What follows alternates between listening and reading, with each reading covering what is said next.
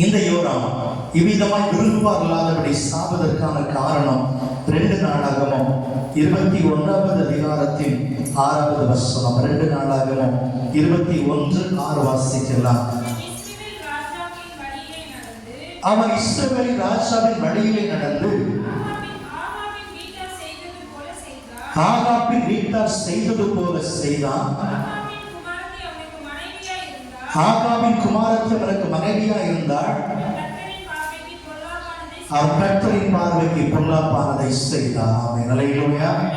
இரண்டாவதா யோராமுடைய அழிவுக்கு காரணம் கர்த்தருடைய பார்வைக்கு என்ன செய்திருக்கிறார்? பொல்லாப்பானதை செய்தான். ஆகாப் ராஜாவுடைய குடும்பத்தாருடைய வழியில நடந்தான் என்று சொல்லப்படுகிறது. ஆகாப் ராஜாவுடைய குடும்பம் என்ன செய்தது? ஏற்கனவே செய்தியில பார்த்துட்டீங்க. நாபோத்துங்கிற மனிதனுக்கு ஒரு திராட்சை தோட்டம் இருந்தது. ஆகாப் ராஜாவுடைய அரண்மனையை ஒட்டி இருந்துச்சு. அந்த திராட்சை தோட்டத்தை ராஜா கீரை கொள்ளையை மாற்ற வேண்டும் என்று சொல்லி நாபோத்துடன் பேசுகிறார். சரிதானே? நாபோத்து சொன்னாரு, அது என்னுடைய முற்பிதாக்களுடைய சுதந்திரம், அதை கொடுக்க மாட்டேன் என்று சொல்லி அனுப்புகிறார். விசனமாய் போன மனிதனை பார்த்த ராஜாவுடைய மனைவி இயேசபேல் பொல்லாத ஆலோசனை பண்ணி இந்த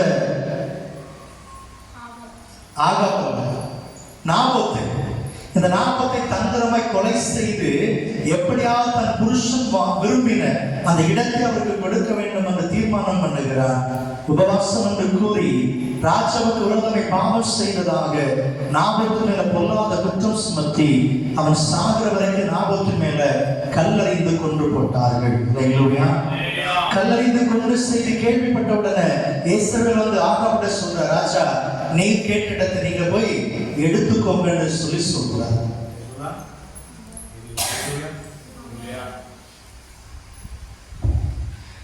அப்ப ராஜாவுடைய குணத்தை பாருங்க, இயேசுடைய குணத்தை நீங்க கவனிச்சு பாருங்க. அடுத்தவருடைய இடம் கொடுக்க மாட்டேன்னு சொல்லிட்டாரு, அவரை கொன்றாவது எடுக்க வேண்டும் என்று என்ன செய்கிறாங்க? தீர்மானம் பண்ணுகிறார். இந்த யோசனைக்கு அவருடைய மனைவி தான் முழுக்க முழுக்க காரணமா இருந்தார்கள் என்று சொல்லி வேதம் சொல்லுகிறது.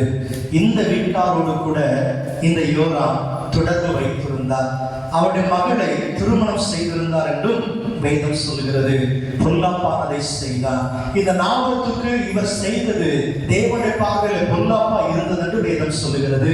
எனவே தான் நாபோத்துடைய குடும்பத்திற்கு அழியாத ஒரு அழிவை தேவன் அங்கே உண்டாக்கினார். அல்லேலூயா, அல்லேலூயா. இயேசுபேல் அந்த நாட்களில நாபோத்தை விட படுமோசமாய் கொலை செய்யப்படுகிறார். ஆகாப் மனம் பொருந்தி அவருடைய சமூகத்தில் அழுததினால ஆகாப்பை தேவன் விட்டு வைத்ததையும் வேதம் நமக்கு சொல்லுகிறது.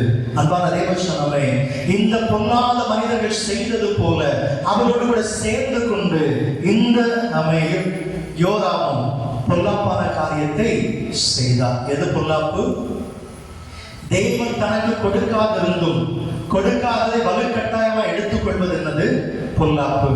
தன் குடும்பத்துக்கு என்று வைக்காததை நாம் அடுத்த குடும்பத்துக்கு எடுத்துக்கொள்வது பொல்லாப்பு. எனக்குரியது எனக்கு போதும். ஆமென். அல்லேலூயா. எனக்கு என்ன இருக்குதோ அது எனக்கு போதும். என்னை தேவன் எவ்வளவு உயர்த்த முடியும் அவ்வளவு உயர்த்தட்டும், அது எனக்கு போதும். என் வருகிற ஆசீர்வாதங்கள் என் தேவனை சார்ந்து மாத்திரமே வரட்டும். ஆமென். அல்லேலூயா.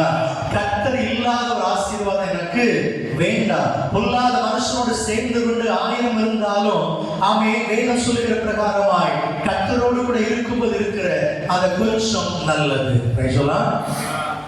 பொல்லாதவனோடு கூட சேர்ந்து நன்றாக கறிவிருந்து சாப்பிடுவதை விட என் கையில் இருக்கிற கீரைகள் நல்லது. ஆமென். அல்லேலூயா. பருப்பு மரக்கறிகள் நல்லதுன்னு வேதம் சொல்லுது. பொல்லாதவனோடு கூட சேர்ந்தா நல்லா சாப்பிடலாம். எப்படித்தானே போறாங்க, போறாங்க, தண்ணி கிடைக்கும், கொஞ்சம் விருந்து நடக்கும், போதும். குடியும் வரையுமே நம்ம வாழ்க்கையாக மாறி போச்சு. வீடு நடத்துவது நிற்பதை குறித்தோ பிள்ளைகள் திக்கட்டு போய் நிற்பதை குறித்த கவலை இல்லை. அல்லேலூயா. நல்லா கவனிச்சு பாருங்க. ஆகாபின் வீட்டார் செய்த அந்த அநியாயமான காரியத்துல இவனும் அதே போல செய்து வந்தான் என்று வேதம் சொல்லுகிறது. 1 ராஜாக்களின் புஸ்தகம் 21வது அதிகாரம் 27வது வசனம். 1 ராஜாக்கள் 21:27 வாசிக்கலாம். ஆகாப் இந்த வார்த்தைகளை கேட்டபோது தன் வஸ்திரங்களை கிழித்து தன் சரீரத்தில் ரெட்டை போட்டுக்கொண்டு உபவாசம் பண்ணி தாழ்மையா நடந்து கொண்டா. அப்பொழுது கர்த்தருடைய வார்த்தை 29 வாசம். எனக்கு முன்பதாக தன்னை தாழ்த்தினதை கண்டாயா? எனக்கு முன்பாக தன்னை தாழ்த்தினபடினா பொல்லாப்பை வரப்பண்ணாமல். ஆமென், அல்லேலூயா. கர்த்தர் ஏற்கனவே ஆகாபுடைய குடும்பத்துக்கு ஒரு தரிசனம், தீர்க்க தரிசனம் சொல்லி இருந்தார். ஒரு அழிவை அங்கே வைத்திருந்தார், சாபத்தை வைத்திருந்தார். அது ஆகாப் தன்னை ரெட்டுடுத்தி சாம்பல உட்கார்ந்து அழுது உபவாசம் பண்ணினபடியினால் அவருடைய பிள்ளைகளுடைய காலத்தில் நடக்கும்னு சொல்லி ஒரு சாபம் இருந்துச்சு. யோராம் அறியாதபடி அந்த சாபத்துல போய் விழுந்துட்டான். அல்லேலூயா. புரிஞ்சுதா? யோசபாத்துடைய சாபம் யாருடைய வருது? மகள் மூலமா யோராமுக்குள்ளே வந்து சேருகிறது. இந்த யோராமும் பொல்லாப்பானதை செய்தான் என்று வேதம் சொல்லுகிறது. அன்பான தேவ சொன்னமே, இந்த யோராம் விரும்புவார்களாமல் சாவதற்கு முதல் காரணம் பொறாமை குணம். 2, கர்த்தருக்கு விரோதமாய் செய்த பொல்லாப்பு. ஆகாதவரோடு சேர்ந்து கொண்ட அந்த கூட்டான அனுபவங்களை குறித்து வேதம் சொல்லுகிறது. 3வதான் 2 நாளாகமும் 21:10 வாசிக்கிற போது 2 நாளாகமும் 21:10 வாசிக்கலாம்.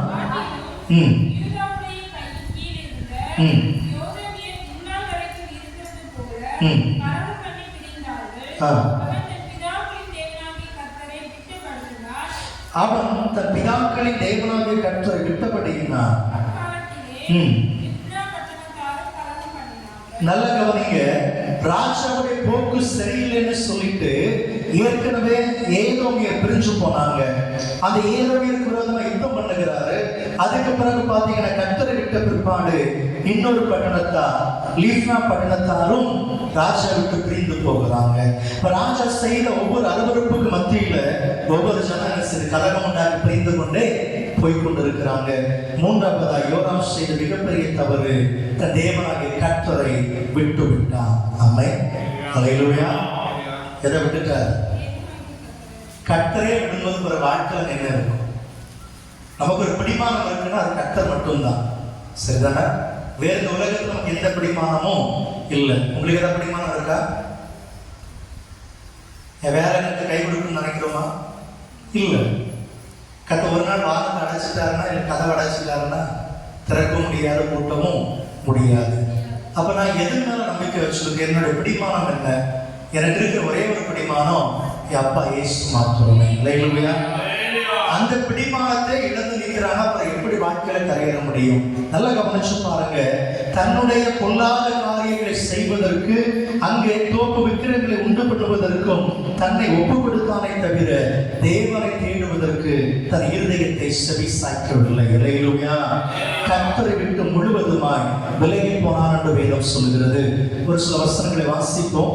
யோசுவாவின் புஸ்தகம் 24வது அதிகாரம் 16வது வசனம். யோசுவா 24:16 வாசிக்கலாம். அப்பொழுது ஜனங்கள் பிரதித்திரமாக வேற தேவர்களை சேவிக்கும்படி கர்த்தரை விட்டு விலகுகிற காரியம் எங்களுக்கு தூரமா இருப்பதாக. அல்லேலூயா.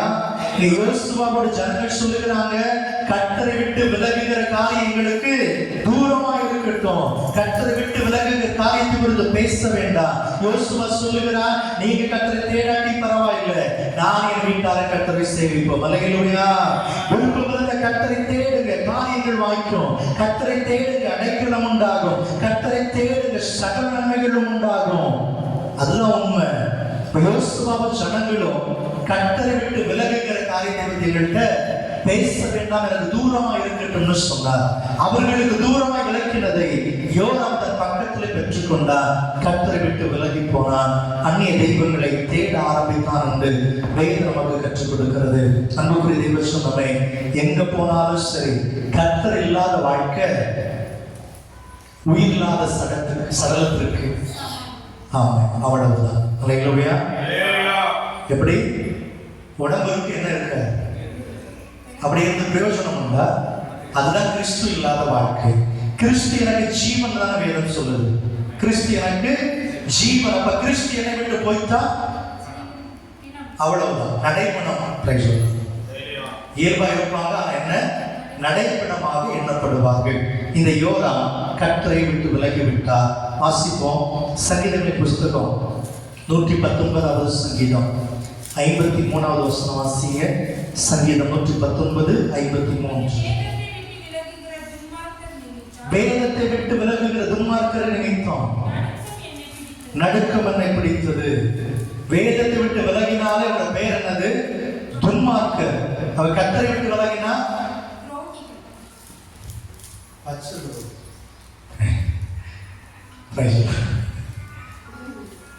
வேதம் பேர் துன்மார்க்கர்.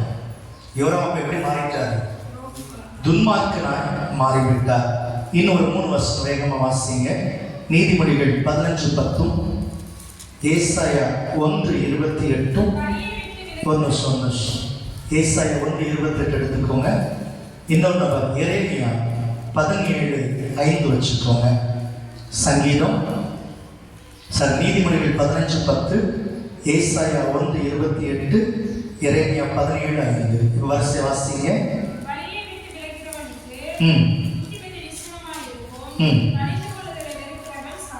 கடிந்து கொள்வதில் வெறுக்கிறவன் சாபா. இவர் கடிந்து கொள்ள என்ன செய்துட்டார்? வெறுத்துட்டார். சரியா? அடுத்தது ஏசாயா 1:28,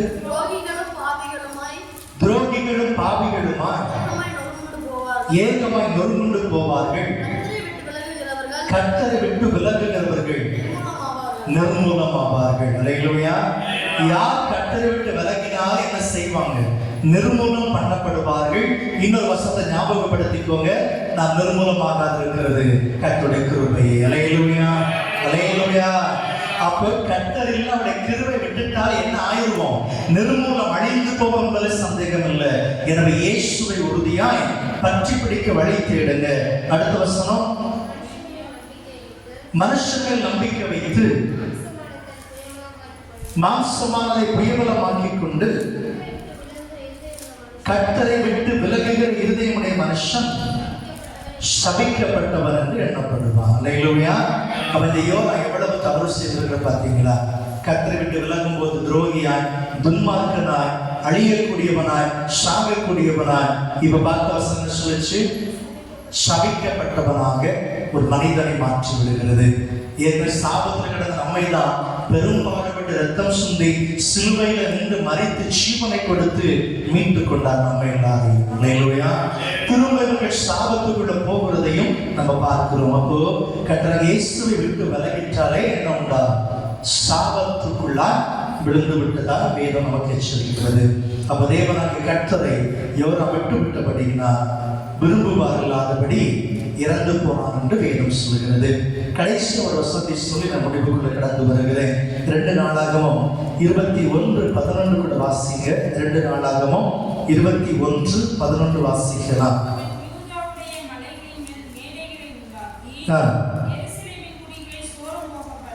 எருசலேம் குடிகளை சோரம் போக பண்ணி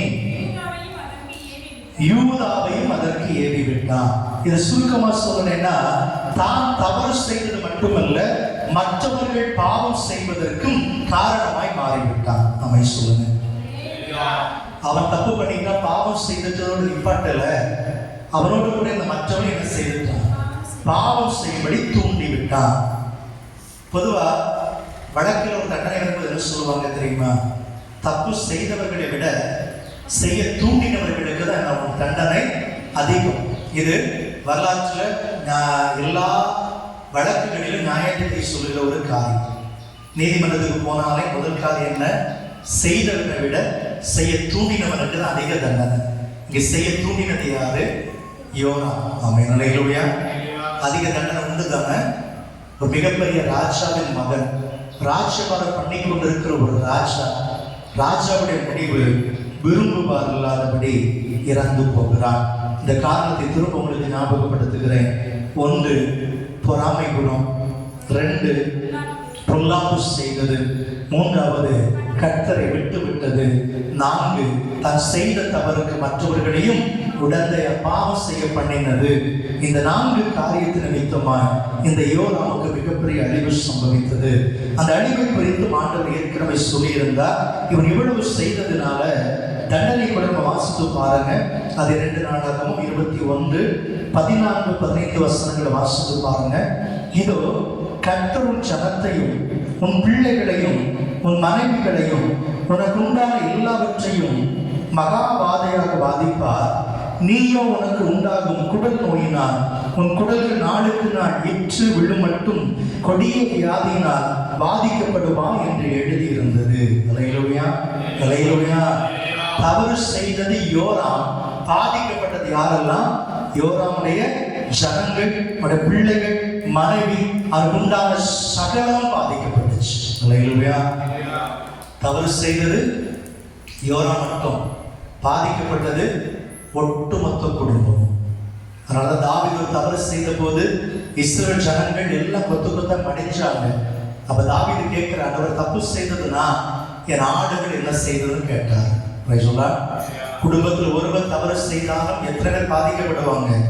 ஒட்டுமொத்த பேரும் பாதிக்கப்படுவாங்க. எனவே நான் செய்த எனக்கு என்னன்னு சொல்லி கேட்டா, நான் செய்கிற தவறு எனக்கு பாதிப்பு இருக்கோ இல்லையோ, என் பிள்ளைகளுக்கு கண்டிப்பா பாதிப்பாய் மாறும். அல்லேலூயா. ஒருவேளை நம்ம காலத்துல இயேசுவேன்னு சொல்லி அவருடைய பாதத்தை இறுக பிடிச்சு அழுது புலம்பினதினால நாம தப்புவோம். ஆனா நம்ம செய்த பாவத்துக்கு தண்டனை பின்வரும் தலைவர்களுக்கு மாறி போச்சு. அல்லேலூயா. யோசபாத்துடைய நாட்களில கடைசியா செய்த தவறு பிள்ளை மேல திரும்புது. ஆமென். அந்த தவறு நிமித்தம் பாருங்க பாதிக்கப்படுகிறார். ஆகாப் செய்த தவறு தன் மகள் மேல திரும்புது. 2 பேரும் சாபத்துக்குள்ள கிடக்கிறாங்க. அந்த சாபம் கடைசியில் கொன்று போட்டுச்சு. ஒருத்தர் தவறு பண்ணினா நம்ம வாழ்க்கை நல்லா தான் இருக்குன்னு நினைச்சிட்டீங்கன்னா பிள்ளைகளோட வாழ்க்கை படுமோசமாய் மாறும். சாபத்துக்குள்ள விழுந்து விடுவாங்க. பெற்றோர்களுக்கு எச்சரிக்கை, பிள்ளைகளுக்கும் எச்சரிக்கை. நம்முடைய பாவம் நம்மை விட்டு எங்கேயும் போகல. விலகணும்னா இயேசு உறுதியாய் பற்றி பிடிக்கணும். பற்றி பிடித்த பிற்பாடு மீண்டும் பாவம் செய்வோமானால் கிறிஸ்து எனக்குள்ள ஜீவனாய் இல்லை. அல்லேலூயா, அல்லேலூயா. அப்ப கர்த்தர் கொடுத்த கொடிய காரியம் உன் குடும்பம் மட்டும் பாதிக்கப்பட மட்டுமல்ல, உனக்கு நடக்கிறது நான் சொல்லுவேன்னு சொல்லி சொல்றாரு. குடல் நோய் உண்டாகும். அது எப்படின்னா, நாளுக்கு நாள் உன் குடல்கள் இற்று விழுமட்டது அந்தந்த விழும். குடல் பொத்து நஞ்சுப்பை விழும் பார்த்தீங்களா, அந்தந்த. அதே போல விழும் மட்டும் நீ பாதிக்கப்படுவான் என்று எழுதியிருந்தது. சம்பவிச்சுதான் பார்த்தீங்கன்னா அப்படியே சம்பவிச்சது. வேதம் சொல்லுது 2 வருஷங்களுக்கு பிற்பாடு 19வது சங்கீதமா சொல்லுது. அப்படி நாளுக்கு நாள் இருந்து 2 வருஷம் முடிகிற காலத்தில் அவனுக்கு உண்டான நோயினால் தன் குடல்கள் சரிந்து கொடிய வியாதினால் செத்து போனான். அவருடைய பிதாக்களுக்காக கந்து வர்க்கங்களை கொடுத்திருந்தது போல அவனுடைய ஜனங்கள் அவனுக்காக கொடுத்தவில்லை. கதை சொன்ன நடந்துச்சா இல்லை? 2 வருஷம் என்ன பாதிப்பு பார்த்தீங்களா? 2 வருஷம் நிம்மதியெல்லாம் மனுஷன் குடல் கொஞ்சம் கொஞ்சமா வெந்து இத்து கடைசியில 2 வருஷத்துக்கு பிற்பாடு செத்து போகிறான். செத்து போன பிற்பாடு அவனுக்கு சுகந்த வர்க்கம் போடக்கூட ஆட்கள் இல்லை. புரிஞ்சுக்கோங்க, ஒரு ராஜாவுடைய நிலைமை. நம்ம நிலையிலூயா. எத்தனை வேலைக்காரர்கள், எத்தனை பணியாட்கள் இருந்திருப்பாங்க, எத்தனை ராணுவ சேர்வை இருந்திருக்கும். அப்படித்தான இவ்வளவு செல்வாக்க வச்சுட்டு செத்த நாளிலே சுகந்த வர்க்கம் விடக்க கூட ஒருத்தரும் வரல. கடைசியில தான் சொல்லப்படுகிறது, விரும்புவார்கள் இல்லாமல் இறந்து போனார். தாவீது நகரத்தில் அடக்கம் பண்ணினார்கள். ஆனாலும் ராஜாக்களின் கல்லறை கூட அவனுக்கு கிடைக்கல. அவன் சாகும்போது வெறும் ஒரு சாதாரண மனுஷனாய் அவன் விரும்புவார்கள், அவருடைய ஒருத்தர் கூட அவன் விரும்பல. அந்த அளவுக்கு கேவலமான முறையில இந்த வாழ்க்கை முடிஞ்சு போச்சுது. என கேட்டுக்கொண்டிருக்கிற தேவ சொன்னமே, தெய்வம் நம்ம கொடுத்த நாட்கள் ரொம்ப ரொம்ப குறைவு. வாழ்கிற நாட்களில் எவ்வளவு ஆட்களை சம்பாதிக்க முடியுமோ ஒரு அன்பினால சம்பாதிச்சுக்கோங்க. தாராளமான குணத்தினால சம்பாதிச்சுக்கோங்க.